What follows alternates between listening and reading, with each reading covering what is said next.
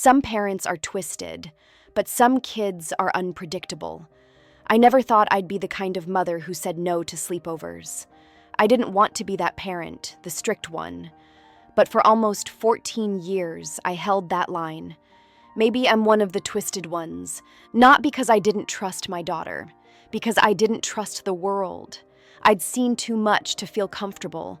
I'd heard too many stories that started innocently, stories that never ended well. I've heard too many stories that start with, "It was just a normal sleepover," and end with a child needing therapy. Some ended with families breaking apart. Others ended with the worst kind of regret. Those stories stayed with me. They shaped every decision I made.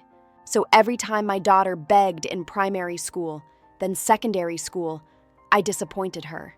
Every time I said no, I felt that sting in my chest. It felt like I was crushing a piece of her childhood myself. I hated being the reason for her sadness. But fear always won. She'd come home and tell me how her friends stayed up late watching films. They giggled, ate sweets, and shared secrets. Then she'd look at me with those eyes and ask why she was the only one. She asked why I didn't trust her. Each time it broke my heart. I'd explain gently, again and again. It's not you I don't trust. I'm protecting you from the people I don't know. I tried to sound calm and loving. I tried to sound reasonable. The problem is that protection doesn't always feel like love when you're young. It feels like control. It feels unfair. It feels isolating. And I knew that. I lived with that guilt daily. In primary school, at least I knew the parents. I saw them at drop-off, pickup, and fundraising events. I smiled, chatted, and asked about their children. Yet I still never felt I knew anyone well enough. Overnight trust felt too big. Then secondary school came, and the parents vanished. Kids got older, more independent, more secretive. The world got noisier with news headlines and social media. Documentaries played in the background of my mind. Everything seemed to confirm my fears. Then one day, I overheard my daughter on the phone. Her voice was low and careful. She was talking to a friend about how to approach me. She discussed what words might soften me. She even planned the timing. When she finally came to me, she stood in the doorway like someone preparing for battle. Her shoulders were tense. Her voice was cautious. She looked older than I remembered. I knew this moment mattered. "Mom, can I go to a sleepover this weekend?" she asked quietly. I looked at her properly then. Not the little girl with plaits I used to walk to school, but a young woman, 17 years old. Nearly grown and nearly gone. And I surprised us both. I said I'd think about it. The words felt strange leaving my mouth. She froze for a second. Then hope flickered in her eyes. That night, I didn't sleep. I stared at the ceiling, arguing with myself. She was older now and understood more. I couldn't keep her in a bubble forever. Still, fear sat heavy in my chest. The fear didn't leave. It felt like a warning I couldn't ignore. My mind replayed every story I'd ever heard, every documentary, every headline. Then a thought came to me. It was simple, obvious, almost too perfect. Why don't I let them come here instead? My home felt safer. My home, my rules, my safety net. When I suggested it, my daughter practically bounced off the walls. She screamed, hugged me, and ran upstairs. Within hours, it was arranged. 3 girls, our house. Friday night. I remember standing at the kitchen window watching them arrive. They laughed loudly as they walked up the drive. They looked relaxed and comfortable. They looked normal. They came in with overnight bags and polite smiles. They called me Miss. They looked like every group of girls I'd ever seen outside schools. I remember thinking I'd done the right thing. I felt relieved. I couldn't have been more wrong. The house grew quiet around midnight. The girls were upstairs laughing softly. Music played faintly through the floorboards. I felt a strange mix of sadness and pride. My husband was in the bedroom watching television. I decided to take a bath to relax. I sat in warm water scrolling through my phone. For the first time that day, my shoulders dropped.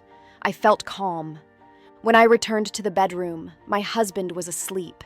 That wasn't unusual, but something felt wrong. The air smelled strange. It burned my eyes. It stung my nose. The smell was chemical, like cleaning fluid mixed with something worse. I walked over and shook him gently. I told him to wake up. He didn't respond. That's when panic sparked. I shook him harder and called his name. Nothing. He was always a light sleeper. Always. My stomach dropped. I leaned closer and noticed his breathing. It was heavy and unnaturally slow, like someone in a forced sleep. I stepped back as the room tilted. My throat tightened. I stumbled into the bathroom and splashed cold water on my face. I grabbed a towel and soaked it under the tap. Then I tied it over my mouth and nose. My hands were shaking. My daughter and her friends flashed through my mind. The bedroom door was closed. I saw a shadow move beneath it. Someone was approaching. The door opened. Someone stepped inside. It wasn't my daughter. My heart slammed against my chest. A slim figure stood there dressed head to toe in a black PVC suit. A mask covered their face, leaving only the eyes visible. They moved with confidence, like they weren't afraid, like they'd done this before.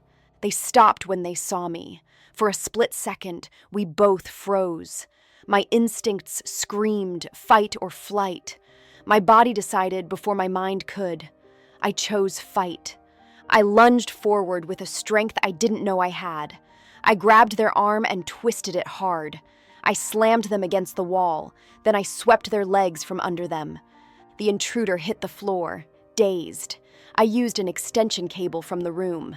I tied their ankles and hands behind them. My heart pounded violently. I knew adrenaline was carrying me. Then I remembered the girls. I ran upstairs as fast as I could.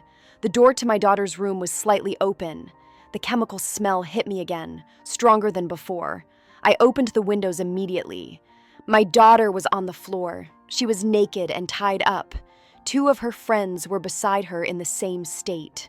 My body went numb. I couldn't breathe. I fell to my knees beside her. I touched her cheek and whispered her name. I begged her to wake up. Nothing happened. She was warm, but completely unconscious. My eyes scanned the room wildly. A tripod stood in the corner. A camera and a bright light faced the bed. On the floor was an open bag. Inside were cables, sex toys, and another camera. My stomach turned violently. Then a horrifying thought hit me. There were supposed to be 3 friends. I could only see 2. My blood ran cold. I searched everywhere. Under the bed, in the wardrobe, behind the curtains. I ran to the bathroom and the landing. There was no sign of her. My chest tightened with dread. Then I remembered the person downstairs, the one I'd tied up.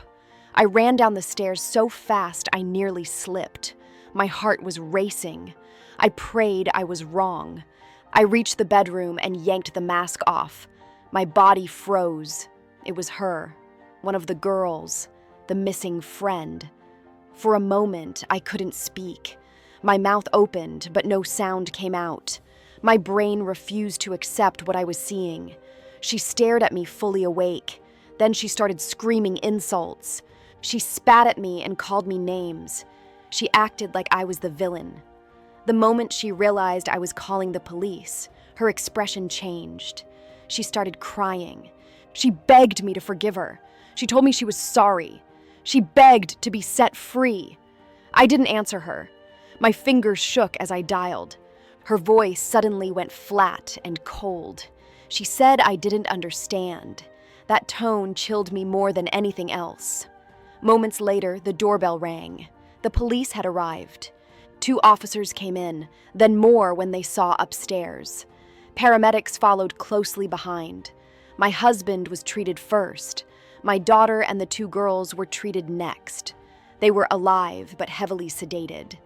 I handed over the camera equipment. When the police checked the footage, everything got darker. There were videos from other houses, different bedrooms, different children. At least 10 separate occasions were documented. 10 sleepovers.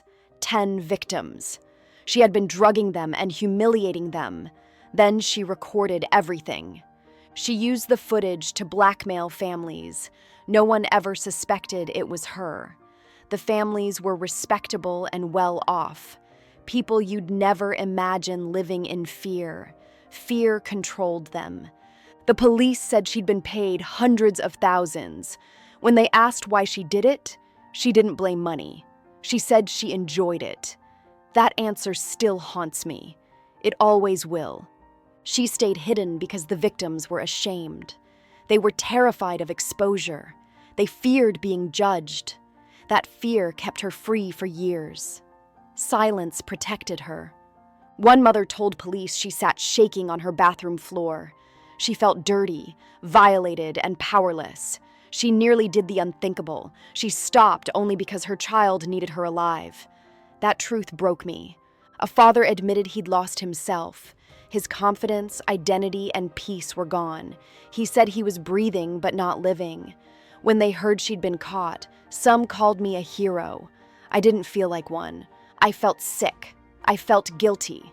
I invited her into my home. I brought the nightmare to my own door. That thought still keeps me awake. My daughter recovered physically.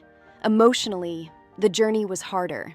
She cried in my arms for days. She couldn't understand how a friend could do this. She kept asking if it was her fault. I held her face and made her look at me. I told her she did nothing wrong. She trusted someone who didn't deserve it. The shame was not hers. I repeated it until she believed me. I reported everything and worked with the police. I supported the other families who came forward. Some wanted privacy. Some wanted justice loudly. Some could barely speak. I learned something that changed me forever. The danger isn't always a stranger in the dark. Sometimes it's the person laughing at your table, eating your food, calling your child bestie. Some monsters don't hide under beds. They hide in plain sight. If you're ashamed to speak, please hear this. Shame is the weapon predators use. Silence is how they win. The moment you speak, you take your power back. My family survived because I acted fast. Other families suffered in silence for years. Fear trapped them. Fear almost destroyed them. Be careful who you let into your home. But remember this as well. Even when something terrible happens, it doesn't have to be the end. Healing is real. Justice is possible. Darkness grows in secrecy. But once it's brought into the light, it can't hide anymore.